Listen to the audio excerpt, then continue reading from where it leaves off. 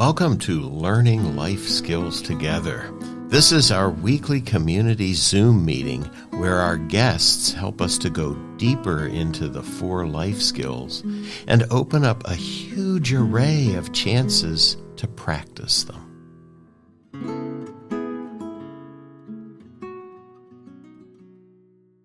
Hello, everyone.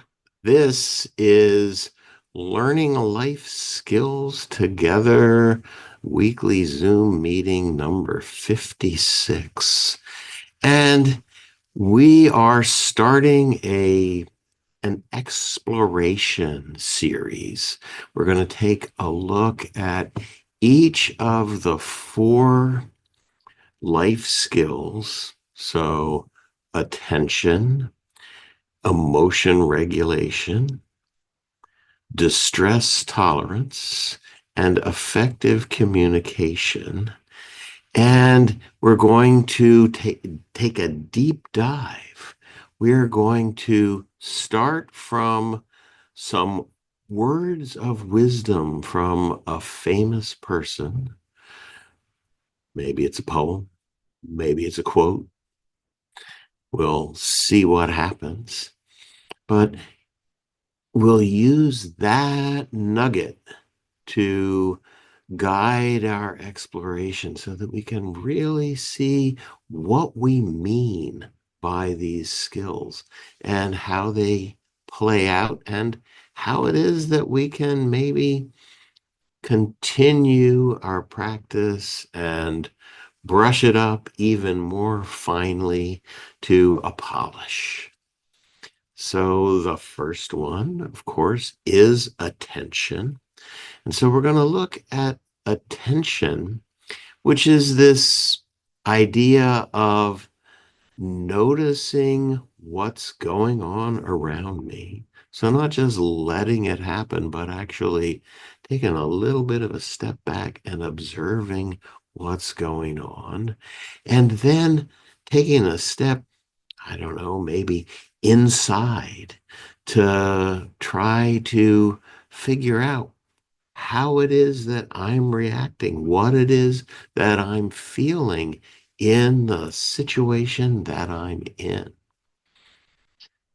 And so this is a really important skill. As we've said before, it is the key to the other 3 skills. When we can understand what's happening and understanding how it's affecting us, we have a good chance of being able to work with how we're responding.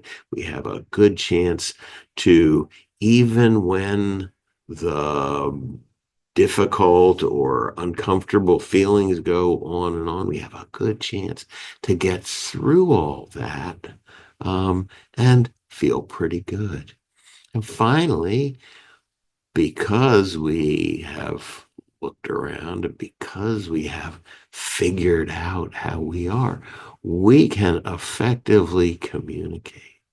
So if you think about that last one, and so what this first skill means is that if our kids are starting to get into this first skill, they can come to us and say, excuse me, I'm feeling sad right now, or I'm feeling excited right now, and I want to, or I need to, whatever it happens to be, is really a way of simplifying everybody's life, isn't it? If our kids know what's going on with them and can tell us what's going on. So to do that, we carers, parents, grandparents, other adults who care for the kids, if we have brushed up our skills, the children notice and they can take them on themselves. So the hard part of this one, the really hard part, is that we need to do that turning from the outside, from what's happening around us, which we're actually pretty good at it, and we're pretty good at it from a young age. The part we're not so good about is that other part of turning and looking at what's going on with us. Why? Because sometimes it's uncomfortable. Sometimes things are happening that we wish they weren't. And so we need to be able to stay with and really notice and understand what it is that's going on with us. And that helps us actually to regulate ourselves, to calm down. So I want to read this poem. It's by a poet named Rumi. And so he's an ancient poet. He's writing in the 1400s. And so he's writing in Persian. He is just an amazing understander of what it means to be human. And so he tells us that what it means to be human is to have all these feelings coming and going all the time. And this is how he does it. I'm going to read the poem now. It's called The Guest House. This being human is a guest house. Every moment, a new arrival, a joy, a depression, a meanness. Some momentary awareness comes as an unexpected visitor. Welcome and entertain them all. See, that's a hard thing to do. Is yes, we're having all these things come and go. And we notice them, and the ones that we really don't want, we tend to push away, run away from, not learn so much about. So we want to somehow find it in ourselves to welcome and entertain them. So he says, welcome and entertain them all, even if they're a crowd of sorrows who violently sweep your house empty of its furniture. Wow. So when things are really tough, we still need to keep looking. We still need to try to understand what's happening to us because that's the key to working things out and feeling better. Right? So he says, treat each guest honorably. They may be clearing you out for some new delight. So, yeah, we may be having these feelings and they may later on be replaced by really good feelings because we've worked with, gone through, and dealt with what's happening now. So the dark thought, the shame, the malice, these are really, really hard things to look at in ourselves, aren't they? The dark thought, the shame, the malice. Greet them at the door laughing and invite them in. It's really not easy. And so we need to be very gentle and careful with ourselves as we turn our attention to what's happening with us when it's something that's difficult. So we can turn our attention that way. We can invite those things in. One thing, we know that they're going to change. This is the thing that our kids don't necessarily understand. You know, sometimes when we're all out of sorts, when we're all upset, when we're very sad, very angry, we feel like it's not going to end. And it's as we get older, we've had the experience of knowing that it does change. Things are different. So the earlier we can start with our kids and sort of having them understand that, um, the more they're going to learn and take this skill in. So one of the things that I like to work with is this idea that if we don't continually think about the thing, it tends to change and shift and not be that thing that is an oh no, and I need to push it away. But we get to see it from different angles in different ways. And so you can say, and you can test this yourself before you check this out with your kids. If you are in one of those moments where you're feeling really sad, angry, whatever it happens to be, you know, a pretty simple, easy emotion. If you have that, you could time it and see how long it actually lasts, because it feels like forever. And I bet you that it will not go on for 20 minutes unless you feed it. You'll never make 20 minutes. Check it out, see what happens. So let's go back to that idea of meet them at the door laughing and invite them in so we know they're not going to stay. This is a guest house. And so we can, as Rumi closes this poem, be grateful for whoever comes, because each has been sent as a guide for you. So when we look, we learn, and we have a chance to work with it and figure it out. So I want to read this again without interrupting it.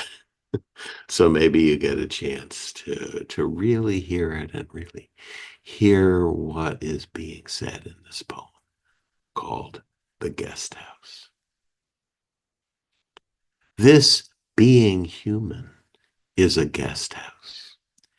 Every morning, every moment, a new arrival, a joy, a depression, a meanness.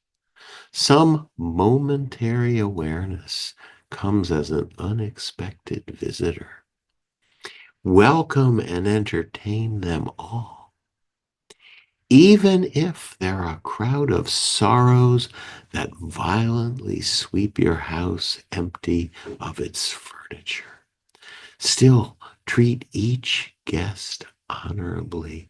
They may be clearing you out for some new delight. The dark thought, the shame, the malice, greet them at the door, laughing, and invite them in. Be grateful for whoever comes, because each has been sent as a guide for you. And so I wonder if you heard at the very beginning that the list is a joy, a depression, a meanness.